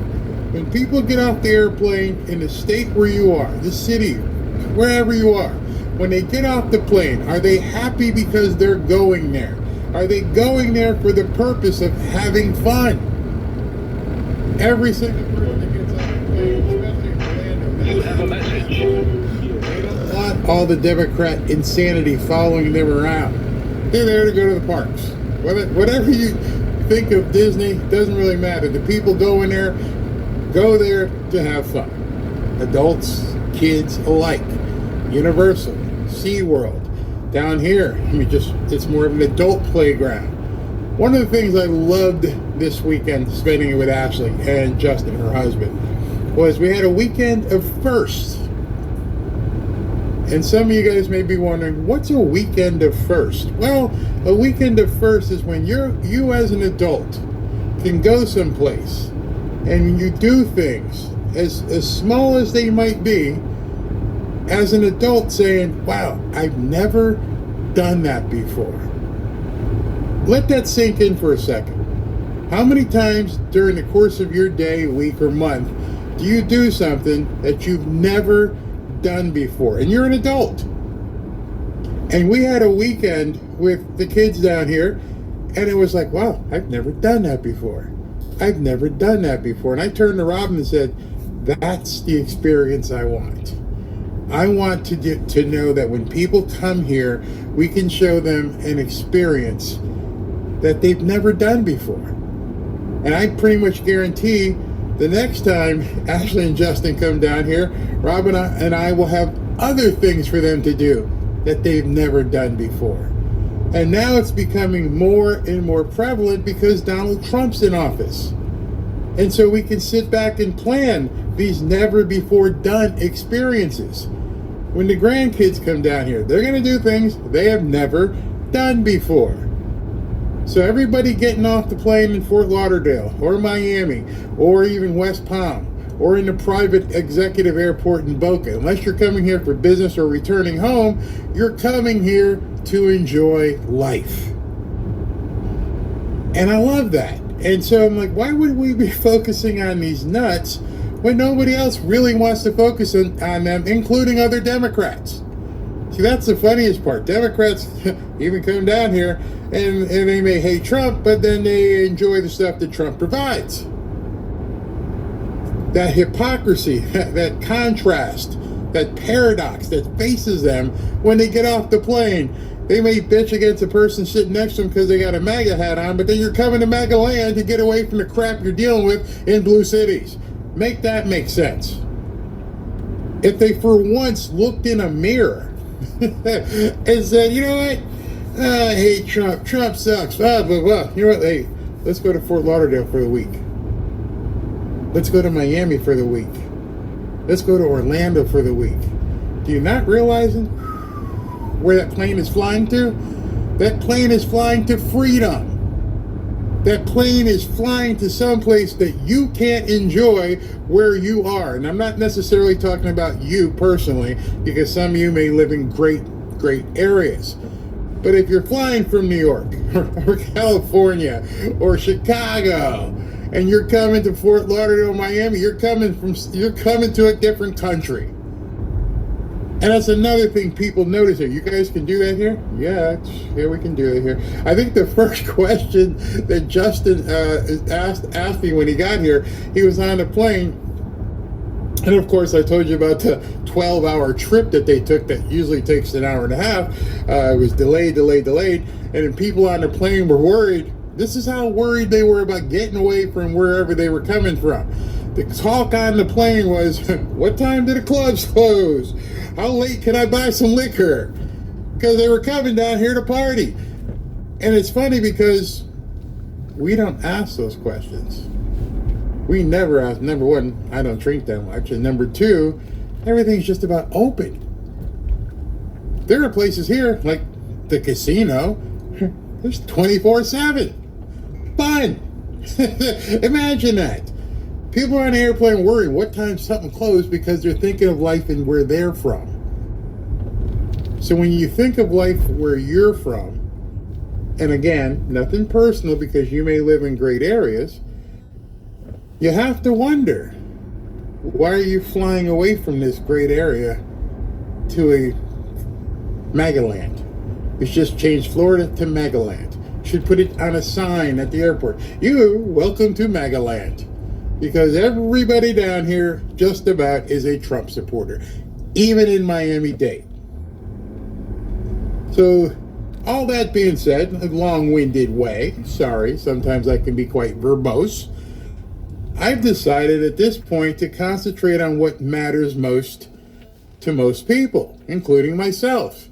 And what matters most to me, if I want to be a little self-indulgent, is prosperity, health, sports, fun that are being provided and made accessible because of Donald Trump. All right, guys, that ends it for me today. It's been a long, productive day. I would like to thank all who rode with me out to Locust Grove. And I've got a note from Mrs. Jones. She says, excellent job, well done. Thank you. So they must be satisfied with my repair so far today. And that's all good. So I'd like to thank you guys for coming out.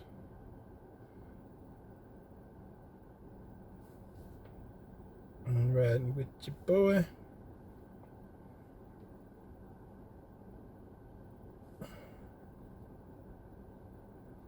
It's your boy Doug 60 Gang. It's been a pretty productive, long day. Go in here and fix me something to take a nap because I've been up. It's 2:30. And I've been out there since